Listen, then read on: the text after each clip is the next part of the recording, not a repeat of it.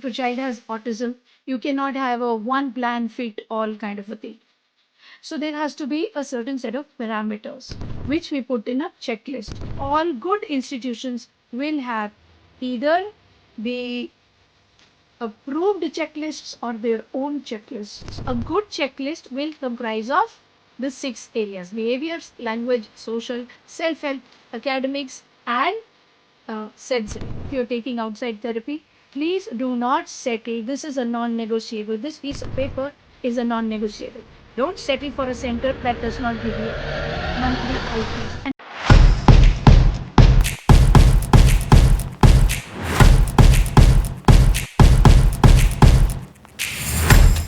what is an IEP and how is it planned? Hi, Rajni here, SASHAKT Empowering Lives. 19 years of work experience, 23-year-old son with autism, independent graduate, stays in another city, managing his life.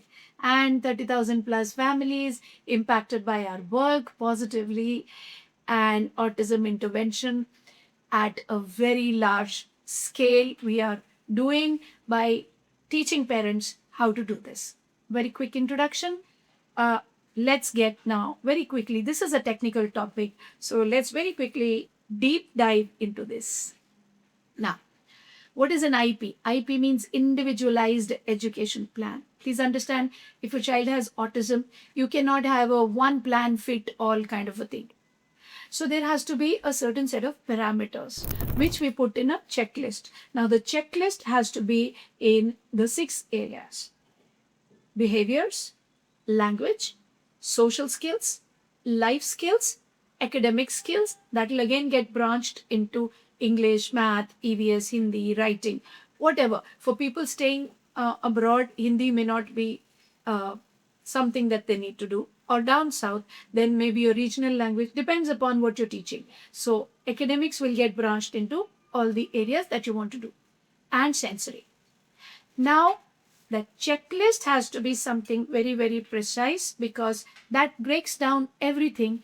What your child, it breaks it down into simpler steps. This is what a checklist looks like.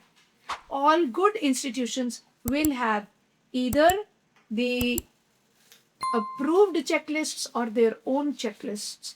Approved as in the B.Ed course also gives you the checklists. Okay, so there are certain checklists, but sometimes that is not enough. You have to add your own also, because times are evolving.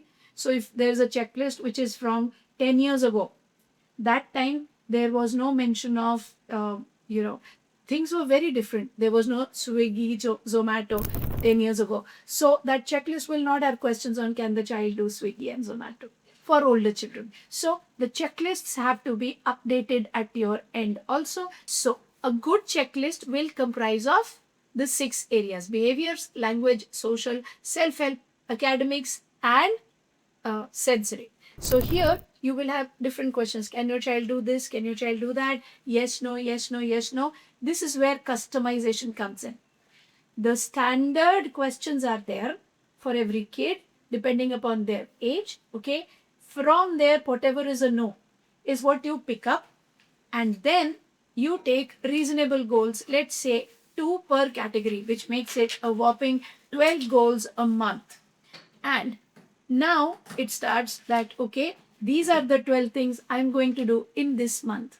2 in academics, 2 in behavior, 2 in language, 2 in social, 2 in life skills, and 2 in sensory.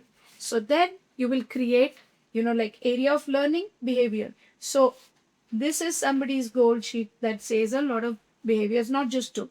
This is again depending upon what is the availability of time at hand. So somebody who's in a joint family where everybody is ready to cooperate and contribute, everybody is ready to learn. So this is from one of our students where they've taken these many because they can handle. You can only take 2 goals should you want. That's fine. Yeah. So take in behavior, then there's there's who's going to do it. Key resource person, because if there are a lot of people, mothers working, fathers working, it's about absolute accountability. So then you will write, or Dadu is working, Dadi is working on the kid. Small goals. This thing so-and-so will do. This thing so-and-so will do. So then you write the names here, so that when you sit with the IEP after a month, you have the accountability of the person also. And then the review. Review column, you will write what you did, what succeeded, what failed, everything about it. So, in cases where mother is the only one who's working, lots of cases like that in our various programs, we do detailed checklists and IEPs with students. So then you don't have to write key resource person. Then you can simply do the review. And the mother will say, I took this goal, and then it will be 2 goals per area. And this is how I worked. Goal achieved, partially achieved, not achieved at all. Okay, so 3 areas you can keep. So you can say GA, goal achieved, PA, partially achieved, not achieved at all. Don't write at all. So NA, not achieved. So all the not achieved ones will go to the next month. Partially achieved will go for maintenance, so that half of it I've achieved, the other half I'm working on, like this. So that's why I said this will be a slightly technical video. Now you'll make a file, and you every month you start filing these with the date. So goal for a period of, let's say, 1st May 2026 to 30th or 31st, whatever it is, May 31st May 2026. Then review will come, and then goals from 1st June to the end of the month, like this. Or if you're starting, let's say, mid-month, 15th May to 15th of June, etc. And then there'll be a review. Keep filing every month whole sheets, so that when you go back, you can track your child's progress and say, these are the areas I did well, these are the areas I completely failed, or these are the areas where I need a little more work. This makes your work structured, and a very strong piece of advice to every parent. If you are taking your child outside therapy, which I do not say don't do or do, that's a choice you have. My job is to empower you with knowledge. So if you're taking outside therapy, please do not settle. This is a non-negotiable. This piece of paper is a non-negotiable. Don't settle for a center that does not give you monthly IEPs. And it should not happen that they give you one time and then forget about it. No. There has to be a meeting with the staff, and there has to be absolute accountability, where you say this bit out of the goals, and I much appreciate if they give you ADL goals or life skill goals at home. So you come back with your sheet saying, all of this I did, these are the things I've achieved, and these are your areas. Please tell me where we stand. What have we achieved? What is missing? That way you will do absolute justice to your child. Hope this video was of value.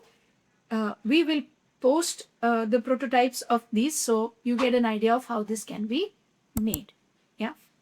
Like, subscribe, share if you liked it, send it to somebody who will need it, and join us on the live, on the masterclass, where I teach autism management, yeah, mediation as well as intervention. And I'll see you next time with another video. You can join our app, download the app, and there's a lot of material there. All the links are given in the description box below. I shall see you next time. Until then, bye-bye.